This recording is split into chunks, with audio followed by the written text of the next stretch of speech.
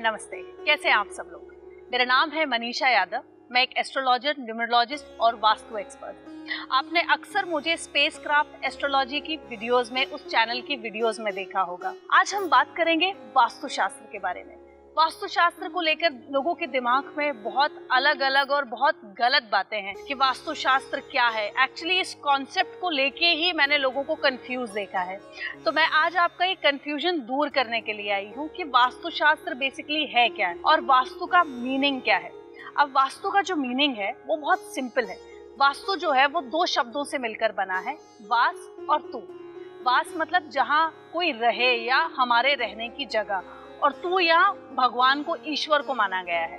तो आपका घर मतलब एक ऐसा स्थान जहाँ देव रह सके, जहाँ भगवान रह सके, उसे वास्तु कहा जाता है। अगर आपके घर का वास्तु दोष अच्छा हुआ तो आपको फाइनेंशियली ग्रोथ अच्छी होगी, आप किसी भी चीज में हाथ डालेंगे वो सक्सेसफुल 100% होगी, आपको हेल्थ इश्यूज नहीं होंगे, आपके परिवार में प्यार रहेगा, आप मेंटली शांत रहेंगे। ये सारी चीजें आपको फायदा देंगी। वहीं अगर वास्तु दोष घर के अंदर हुआ तो आपको बहुत सारी परेशानियां दे सकता है। पहला है वो आपकी हेल्थ को इफेक्ट करेगा, आपको हेल्थ रिलेटेड परेशानियां देगा, आपको फाइनेंशियली ग्रोथ आपकी रोक देगा।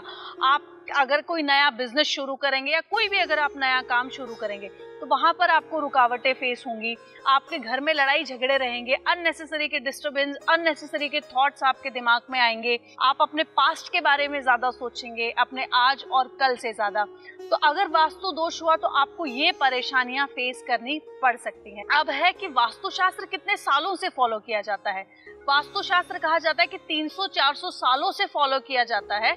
सिर्फ हमारे राजा महाराजा ही नहीं, कहा जाता है कि राम भगवान ने जो राम सेतु बनाया था वो भी वास्तु को ध्यान में रखकर बनाया था कि वास्तु इस हिसाब का है तो उसी अकॉर्डिंग हमें वास्तु, जो राम सेतु है उसी अकॉर्डिंग हम बनाए। तो भगवान राम ने भी वास्तु शास्त्र का ध्यान रखा था। एक बहुत बड़ी स्टोरी है महाभारत।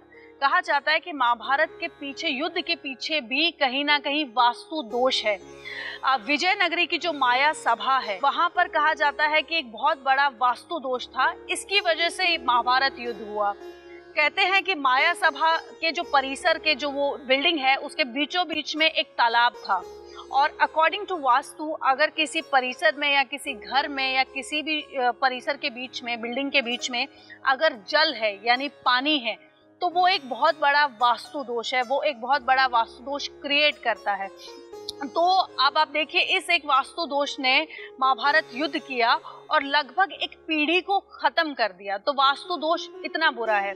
वास्तु में यहाँ तक कहा जाता है कि अगर एक लाइन में 3 दरवाजे हैं तो ये भी बहुत बड़ा वास्तु दोष है, और ये जो उस घर का जो ऑनर है या उस घर का जो मुखिया हम बोलते हैं उसकी डेथ तक होने के चांसेस हैं। तो आप हमेशा ध्यान रखें कि आप कभी भी घर के जो दरवाजे हैं वो एक लेन में 3 दरवाजे नहीं होने चाहिए। तो अगला है कि एक महा उपाय, कि अगर आपके घर में वास्तु दोष है तो और हम तोड़फोड़ भी नहीं करवाना चाहते हैं, हम कुछ ज्यादा चेंजेस नहीं करवाना चाहते हैं, तो हम ऐसी सिचुएशन में क्या करें? ऐसी सिचुएशन में आप एक महा उपाय करें। आप एक तांबे का लोटा लें, उसके अंदर आप जल डालें, उसके अंदर आप थोड़ी सी राई डालें, राई जो हम खाने में इस्तेमाल करते हैं। उसके बाद आप अपने मंदिर में जाकर अपने इष्ट देव के सामने, आप अपने भगवान के सामने पंच तत्व, धूप, दीप, तिलक, नैवेद्य, कुछ मीठा उनके सामने आप चढ़ाएं, और आप उनकी पूरी प्रार्थना के साथ, अपने पूरे मन के साथ उस जो वो लोटे जिसके अंदर राई है, आप उससे उनकी आरती करें। आरती करने के बाद जो वो पानी है, आप उस पानी को अपने पूरे घर में छिड़क दें। ये एक ऐसा उपाय है जो आपके घर की 10 दिशाओं का वास्तु दोष खत्म करने की ताकत रखता है। ये इतना पावरफुल है ये जो उपाय जो मैंने आपके साथ शेयर किया है। तो आप ये कर सकते हैं। जरूरी नहीं है कि आप चेंजेस करें, आप तोड़फोड़ करें घर में, आप ये करके भी आप खुश रह सकते हैं। लेकिन ये जो मैंने उपाय आपके साथ शेयर किया है ये सिर्फ और सिर्फ एक दिन के लिए ही आपको इफेक्ट देगा। इसका असर सिर्फ 24 घंटे ही रहेगा। अगर आपको अच्छा लगता है, अगर आपको कुछ चेंज महसूस होता है, आप एक दिन करते हैं, तो आप इसे डेली भी कर सकते हैं। आप इसे रेगुलरली अपनी लाइफ में अप्लाई कीजिए और एंजॉय कीजिए। अगला है कि अगर हम कोई नया घर लेते हैं तो हम बड़े कंफ्यूज होते हैं कि हमें ऐसा घर लेना चाहिए कि नहीं लेना चाहिए, ये करना चाहिए कि नहीं करना चाहिए। तो कुछ बातें हैं कि जब भी आप नया घर लें तो आप एल शेप का घर नहीं लें। जो एल शेप के घर होते हैं वो वास्तु में अच्छे नहीं माने जाते हैं। अगर आपके घर के पास कोई पावर हाउस है या कोई फैक्ट्री है या कोई गोडाउन है तो इसे भी वास्तु में अच्छा नहीं माना गया है, तो आप ऐसे घर को भी अवॉइड करें, आप ऐसा घर भी ना लें। अगला है कि डेड एंड का जो घर होता है, जो लास्ट का जो घर होता है, आप कोशिश करें कि ऐसा घर ना लें। अगर आपके घर के पास में बड़े बड़ी इमारतें हैं, आपके घर से ऊंची इमारतें हैं, वो आपको उतनी सक्सेस नहीं देगा, तो आप ऐसे घर को भी अवॉइड करें, आप ऐसा घर भी ना लें। अगला है कि घर के बाहर, मतलब जब हम किसी भी चीज का वेलकम करते हैं उसके लिए भी हमें वास्तु को ध्यान में रखना है। अगर आपके घर में किसी तरीके का अगर वास्तु दोष है तो एक कोड़ियों की तोरण आती है, आप उस तोरण को इस्तेमाल करें, तो ये भी काफी हद तक आपके घर के वास्तु दोष को कंट्रोल करेगी।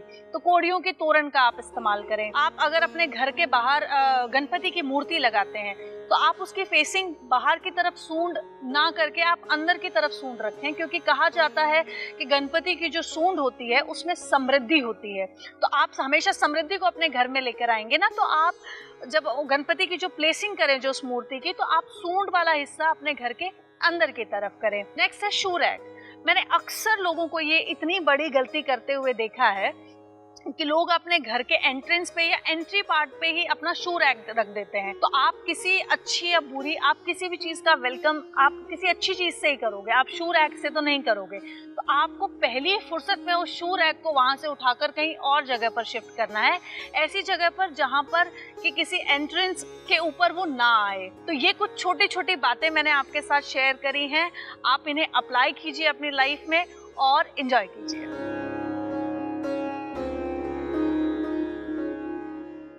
अब वेब, मोबाइल और टीवी पर उपलब्ध